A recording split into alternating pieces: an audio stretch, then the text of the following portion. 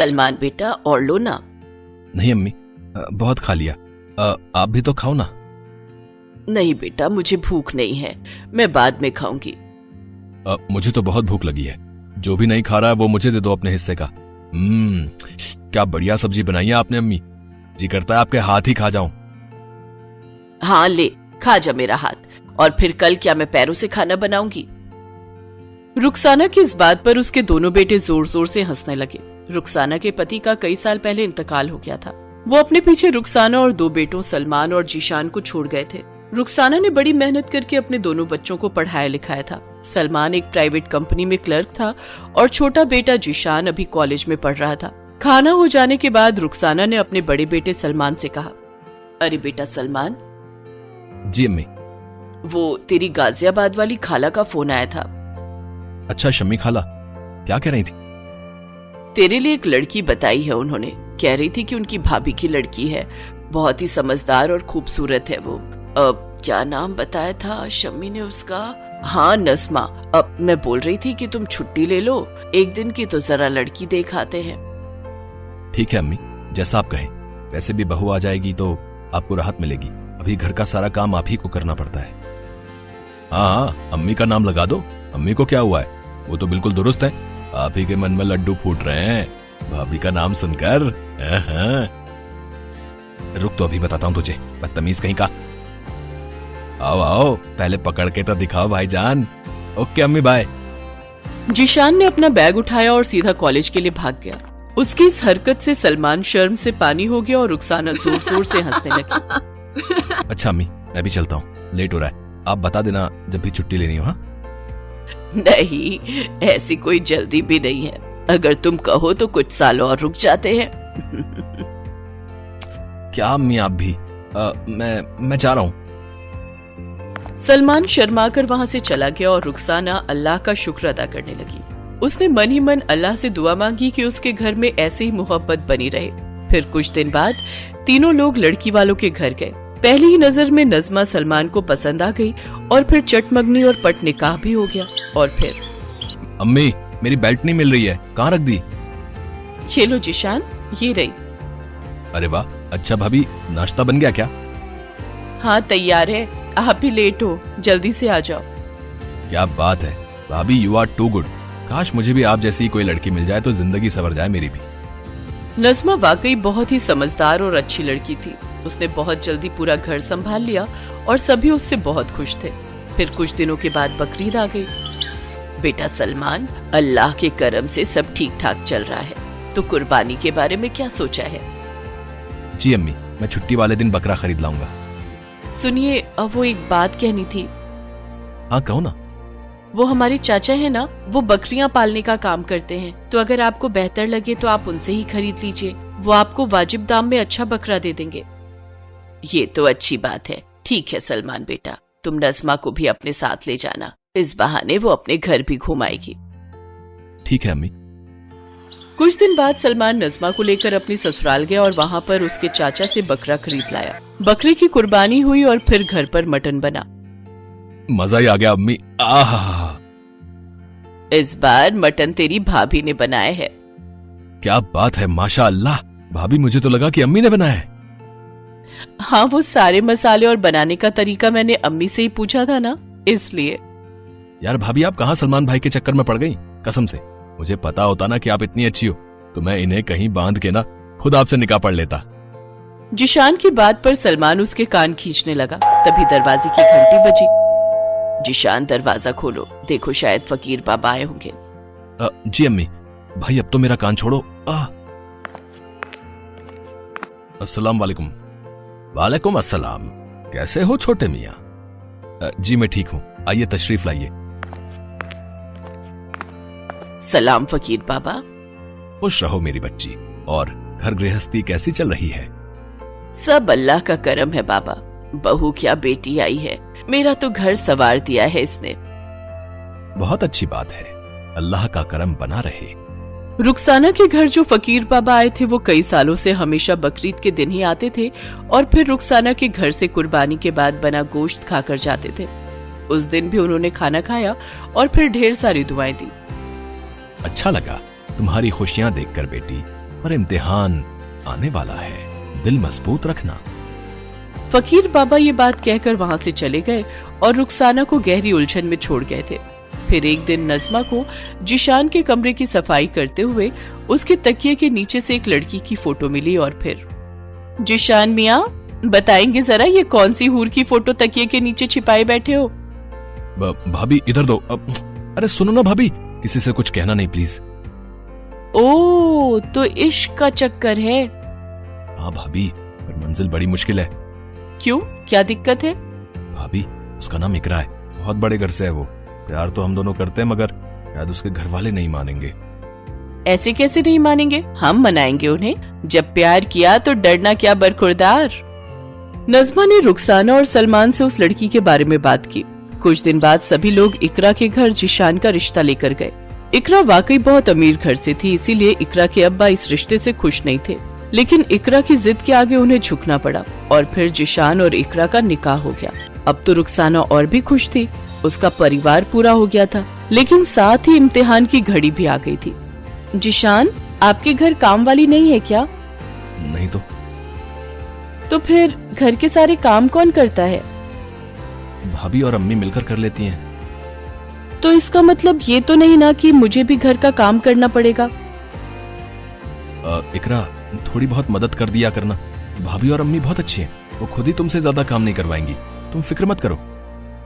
इकरा ने जिशान से तो इसके बाद कुछ नहीं कहा, लेकिन उसने वाकई घर के किसी काम को कभी हाथ नहीं लगाया। हालांकि नज़मा और रुखसाना ने कभी इस बात का बुरा भी नहीं माना। लेकिन फिर हद तब पार होने लगी जब इकरा बात बात पर नज़मा को नीचा दिखाने की कोशिश करने लगी। वो बातों बातों में अपने अमीर मायके का बखान करती और नज़मा को नीचा दिखाने की कोशिश करती। हालांकि नज़मा ने कभी उसे कुछ नहीं कहा। इसी तरह पूरा 1 साल बीत गया और एक बार फिर बकरीद नजदीक आ गई। अम्मी, बकरीद आ रही है, बकरा इस बार भी मैं ले आऊं ना? हाँ हाँ, तुम ही ले आना बेटी। रुखसाना और नज़मा की बात सुनकर इकरा को लगा कि उनके घर कुर्बानी के लिए बकरा नज़मा के घर से आता है और उसे ये बात मंजूर नहीं हुई। उसने फौरन अपने अब्बा को फोन लगाकर कहा, अब्बा पूरे 4 बकरे खरीद कर भेज दीजिए और सुनिए, चारों एकदम तगड़े होने चाहिए। बकरीद पर नज़मा के घर से आए बकरे की कुर्बानी हुई, लेकिन तभी 2 कसाई अपने साथ 4 बकरों का गोश्त लेकर रुखसाना के घर आ गए। या अल्लाह, इतना सारा गोश्त! लीजिए अम्मी, आपकी छोटी बहू ने 4-4 बकरों की कुर्बानी की है। मोहल्ले में आपकी शान बढ़ गई। अरे सभी को पता चलना चाहिए कि आपने किस खानदान से रिश्ता जोड़ा है। पर बेटी, इतने गोश्त का हम करेंगे क्या? अब दावत करेंगे और क्या, और अगर फिर भी नहीं निपटा तो फिकवा देंगे। घमंड से चूर इकरा की बातें सुनकर रुखसाना और नज़मा खामोश रह गए। वो दोनों इकरा से बहस नहीं करना चाहते थे। हक अल्लाह। अरे फकीर बाबा आ गए। सलाम बाबा। खुश रहो बेटी, और सब बढ़िया? जी आप बैठिए, मैं दस्तरखान लगवाती हूँ। नज़मा ने फकीर बाबा के लिए खाना परोसा। तभी इकरा भी वहाँ अलग से खाना लेकर आई। सलाम बाबा, इसे भी खाकर देखिए ना, ये मैंने कुर्बानी करवाई है, अब अलग से पूरे 4 बकरों की। बाबा ये मेरी देवरानी है, इकरा। माशाअल्लाह, खुश रहो बेटी। तो चलो आज पहले छोटी बहू का बनाया खाना चख कर देखते हैं। जैसे ही फकीर बाबा ने इकरा के खाने का एक निवाला लिया, उसे सूंघा तो फौरन उसे वापस रख दिया। क्या हुआ बाबा? मैं ये नहीं खा सकता, ये जायज कुर्बानी का नहीं है। मतलब? पर ये तो हलाल है। हलाल होगा, पर इसमें से घमंड, जलन और दिखावे की बू आ रही है। ये कुर्बानी जायज नहीं मानी जाएगी। कैसी बातें कर रहे हैं आप? अरे 4-4 बकरों की कुर्बानी की है मैंने। है किसी में दम जो इतना खर्च कर सके? तो तुम्हें हकीकत दिखानी ही पड़ेगी। फकीर बाबा ने एक प्लेट में 2 बोटियां रखी, एक नज़मा के खाने से और एक इकरा के बर्तन से। फिर उन्होंने एक दुआ पढ़ी और जैसे ही उन्होंने उन दोनों बोटियों पर फूंक मारी, नज़मा के खाने का निकला टुकड़ा वैसे का वैसा ही रहा, लेकिन इकरा के बर्तन से निकला गोश्त का टुकड़ा कोयला बन गया। ये देखकर वो चौंक गई और उसकी आंखों में आंसू आ गए। ये कैसे हुआ? ये नहीं, इसका मतलब मेरी कुर्बानी अल्लाह ने कबूल नहीं की। नहीं, क्योंकि तुमने जायज कुर्बानी की ही नहीं, लेकिन तुम चाहो तो अब कर सकती हो। अपने घमंड और दिल के मैल को कुर्बान कर दो, तो ये कुर्बानी बिल्कुल जायज होगी। इकरा को फकीर बाबा का इशारा समझ आ गया था। उसने सबसे पहले नज़मा से और फिर रुखसाना से माफी मांगी। इसके बाद से इकरा बिल्कुल बदल गई और नज़मा की तरह बनने की कोशिश करने लगी।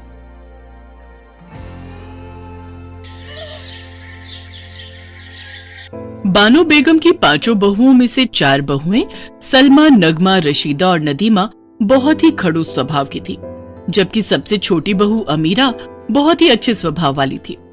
वो हमेशा गरीबों की मदद किया करती थी। अल्लाह के नाम पर मुझ गरीब को दे दो रोटी बेटी, अल्लाह से तुम्हें जन्नत वसूल हो। जाओ जाओ बूढ़े मियाँ, अभी तुम्हें दे दिया तो कोई दूसरा मांगने आ जाएगा।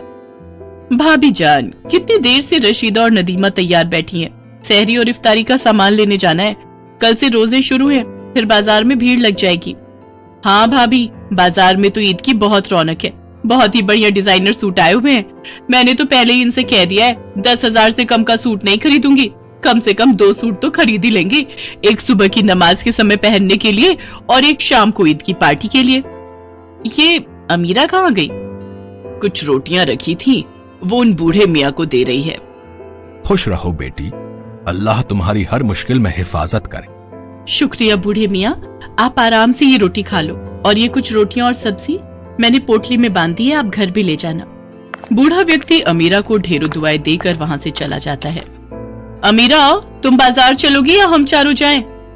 भाभी जान, आप चारों हो आओ। अम्मी जान पीछे से अकेली हैं और उनके घुटनों में भी दर्द है। मैं उनके घुटनों पर तेल लगाने जा रही हूँ। ठीक है, जैसी तुम्हारी मर्जी। चलो हम चारों बाजार चलते हैं। अमीरा बहू, तुम्हें भी बाजार जाना चाहिए था। तुम अपने लिए भी ईद का कुछ सामान खरीद लाओ। कोई बात नहीं अम्मी जान, मैं फिर किसी दिन चली जाऊंगी। अभी तो ईद को समय है। लाओ, मैं आपके घुटनों की मालिश कर देती हूँ। या अल्लाह, मेरी बहू अमीरा बहुत नेक दिल है। ऐसी बहू अल्लाह सबको दे। अमीरा बहू, ये लो, कुछ रुपए मेरे पास जुड़े हुए हैं, ये गरीबों में कुछ सामान बांट देना। ठीक है अम्मी जान, मैंने भी कुछ सामान खरीदा है। ईद के दिन सब कुछ एक साथ ही बांट आऊंगी, आप भी मेरे साथ चलना। अमीरा बहू, ये चारों इस बात को अभी नहीं समझ रहे हैं। रोजे रखने का असली मकसद तो ये जानती ही नहीं है। हमारे पास अल्लाह का दिया सब कुछ है, पर इन चारों के आ जाने के बाद असलम, अहमद, रहीम और करीम बिल्कुल बदल गए हैं। अल्लाह का शुक्र है कि तुमने मेरे बेटे इकबाल को बदलने नहीं दिया। वो आज भी गरीबों की मदद के लिए सबसे आगे रहता है। अमीरा बहू, इस्लाम के मुताबिक जिस मुसलमान के पास भी इतना पैसा या संपत्ति हो कि वो उसके अपने खर्चे पूरे हो रहे हों और वो किसी की मदद करने की स्थिति में हो, तो वो दान करने का पात्र बन जाता है। जकात के बारे में पैगंबर मोहम्मद ने फरमाया है, जो लोग रमजान के महीने में जकात नहीं देते हैं, उनके रोजे और इबादत कबूल नहीं होती है, बल्कि धरती और जन्नत के बीच में ही रुक जाती है। पर इन्हें ये बात समझ नहीं आ रही। फित्रे की रकम भी गरीबों, बेवाओं व यतीमों और सभी जरूरतमंदों को दी जाती है। इन सब के पीछे सोच यही है कि ईद के दिन कोई खाली हाथ ना रहे, क्योंकि ये खुशी का दिन है। अल्लाह ताला ने ईद का त्योहार गरीब और अमीर सभी के लिए बनाया है। गरीबी की वजह से लोगों की खुशी में कमी ना आए, इसलिए अल्लाह ताला ने हर संपन्न मुसलमान पर जकात और फितरा देना फर्ज कर दिया है। पर मजाल है कि आज तक इन चारों ने कभी किसी गरीब बेसहारा को जकात और फितरा दिया हो। ये अल्लाह ताला से डरती नहीं है, इन्हें सिर्फ अपने आप से मतलब है। कहते कहते बानो बेगम उदास हो गई। अमीरा बहू, जब तक इनके अब्बू जिंदा थे, हमारे घर से हर साल जकात और हर ईद पर फितरा निकलता था। हमारे घर में पूरा महीना रोजे के दिनों में गरीबों को जरूरत का सामान दिया जाता था, पर अब ये सब मस्त हो गए हैं। बानो बेगम का चारों बहुओं के कारण मन बहुत खराब था, पर अमीरा उसे उदास नहीं रहने देती। वो उसका पूरा ख्याल रखती है। रोजाना रोजे के दिनों में अमीरा जल्दी उठ जाती और सबके उठने से पहले सहरी का सामान बनाकर तैयार कर देती और पूरे परिवार को खिलाती। पर कभी भी सलमा, नगमा, रशीदा और नदीमा समय पर नहीं उठती थी। वो तो तब उठकर आती जब सारा खाने पीने का सामान अमीरा बना चुकी होती थी। पर अमीरा ने कभी भी किसी से कुछ नहीं कहा। वो खुशी खुशी अपना फर्ज निभाती थी। रोजे के दिनों में अमीरा अपने शौहर इकबाल के साथ रोजाना अनाथ बच्चों, बूढ़ों और बेसहारा लोगों को ढेर सारा सामान बांट कर आती थी। गरीब और अनाथ, बेसहारा, मजबूर सब अमीरा और इकबाल को ढेरों दुआएं देते थे। सुनो जी, ये क्या चल रहा है? घर में जब देखो अमीरा और इकबाल घर के पैसों को मुफ्त में ही बांटते रहते हैं, ऐसे कैसे काम चलेगा? भाभी जान सही कह रही हैं, हम फालतू के खर्चे करते रहेंगे तो अपने लिए कब जोड़ेंगे? इकबाल बस बहुत हो गया, ये रोजाना तुम इतना सामान गरीबों में बांट आते हो। अरे कुछ तो सोचा करो, ऐसे तो फालतू खर्चे और बढ़ते जाएंगे। असलम तेरा दिमाग खराब हो गया है क्या? अरे अल्लाह ताला ने हमें इतना कुछ दिया है, अगर थोड़ा बहुत अमीरा और इकबाल रोजे के दिनों में गरीबों को बांट भी देंगे तो कोई कमी नहीं आ जाएगी, बल्कि बरकत ही पड़ेगी। तुम्हारे अब्बा हुजूर ऐसे नहीं थे जैसे अब तुम चारों बन चुके हो। आज हमारे पास जो भी कुछ है सब अल्लाह की रहमत से है, इसलिए अल्लाह का शुक्रिया अदा करो कि उन्होंने तुम्हें ये तोहफा फरमाया है कि तुम किसी बेसहारा और मजबूर की मदद कर सकते हो। बानो बेगम की बात सुनकर असलम के साथ साथ अहमद, रहीम और करीम भी अपने अपने कमरे में चले जाते हैं। सलमा, नगमा, रशीदा और नदीमा भी मुंह बनाकर वहां से चली जाती हैं। ईद का दिन आता है, सब लोग ईद के लिए तैयार होते हैं। सलमा, नगमा, रशीदा और नदीमा ने अपने नए नए कपड़े निकाले और पहनकर तैयार हो गई। असलम, अहमद, रहीम और करीम भी नए कपड़ों में तैयार थे। सब लोग एक दूसरे के गले मिलकर ईद के त्योहार की बधाई दे रहे थे। अम्मी जान, मैं सोच रही थी बराबर में ही एक अनाथालय है, क्यों ना हम इकबाल के साथ चलकर वहाँ कुछ अनाथ बच्चों के साथ मिलकर ईद मनाएं? छोटे बच्चे बहुत खुश हो जाएंगे। हाँ बहू, ये तो तुमने बहुत अच्छी बात कही है। चलो एक बार हम अनाथालय चलते हैं। आप सब भी चलिए ना। नहीं नहीं, हमारे पास इन सब फालतू कामों के लिए टाइम नहीं है। अभी हमें घर जाकर ईद की बहुत सारी तैयारी करनी है, शाम को मेहमान आने शुरू हो जाएंगे। बानो बेगम अमीरा और इकबाल के साथ अनाथालय ईद मनाने के लिए जाती है। तुम चारों जाकर शाम की पार्टी की तैयारी करो, तब तक हम चारों सामान लेकर घर पहुंचते हैं। असलम, अहमद, रहीम और करीम बाजार निकल जाते हैं और सलमा, नगमा, रशीदा और नदीमा घर चली जाती हैं। भाभी जान, आपने बिल्कुल सही किया। अगर हम अम्मी जान और अमीरा की बातों में आ जाते तो घर आकर इतना बढ़िया बढ़िया पकवान खाने का मौका हाथों से छूट जाता।